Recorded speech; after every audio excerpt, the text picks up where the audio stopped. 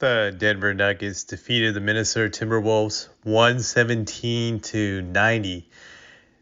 This was a shocking game in the sense that everybody thought the Nuggets were finished after game 2, after they had gotten humiliated by the Timberwolves on their own home court and lost the game by 26. In that game, Jokic looked flustered. Jamal Murray looked completely done, like his injury had taken out the wind out of his sails. He looked nothing like his normal self in that game.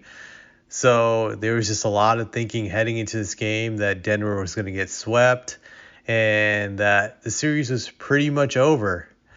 But the Nuggets had something to say about it in this game. I would say the biggest surprise of this game to me really was Jamal Murray. He looked like his regular self for the first time in a while. He looked like playoff Jamal Murray, the Jamal Murray that we've seen the last few years in the playoffs. That's always took his game to another level. This game, he was great. Just this was the best game of the series for him. 24 points on 11 for 21 shooting. He was great on the offensive end. 2 of 5 from 3-point range. He was hitting it a wide variety of shots, mid-range, fadeaways, 3-point shots, driving to the hole, getting some layups. I think what really opened up the game for him at the start was just the good screens that Jokic set in this game. And I think that gave him some confidence, and it just took off from there. Those screens were underrated, but I think they were big because it stopped the Timberwolves from being able to harass them on every possession like they were in the previous game. So I think that made it really a huge difference in the sense that it allowed him to just get into his groove, and then he just never looked back afterwards. So that to me was interesting because I really thought this injury was going to limit him for the whole entire series. Maybe he's found a treatment that works that allows him to play through at a high level. But if he can continue to play like this now, then this series definitely can go 6 or 7 games. It changes the whole entire complexion of the series if that's the Jamal Murray we're going to get from this point forward. So that was great to see. I enjoyed seeing him just return to form. I hope he can do that the next game because I really want a series. I'm not a fan of either team, but I want a good series. I want a competitive series. Now, let's go to Jokic. I think Jokic did a great job in the first half of just being a facilitator. He was able to get all his teammates involved, get them easy baskets. He wasn't looking to score in the first half. He was just looking to get his teammates' confidence going, get their rhythm going. Once he did that, that's when he took over in the second half and started asserting himself on the offensive end and just getting easy buckets. I think this was his best game of the series also, just like Jamal Murray.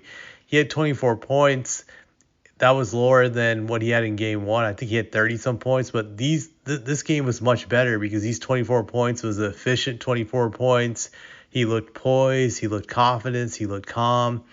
He was even good on the defensive end. 3 steals, 3 blocks. So he stepped it up in this game. Give him credit. Just he showed why he was a league MVP in this game.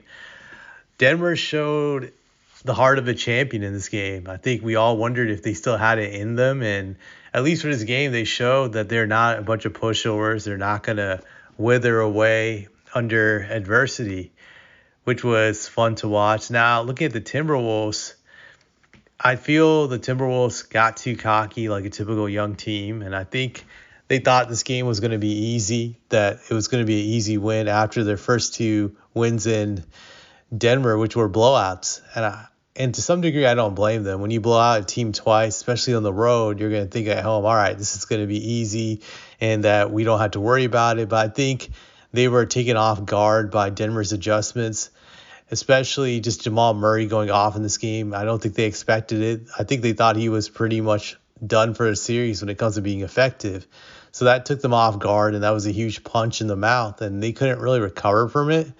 But their star players were just really quiet in this game.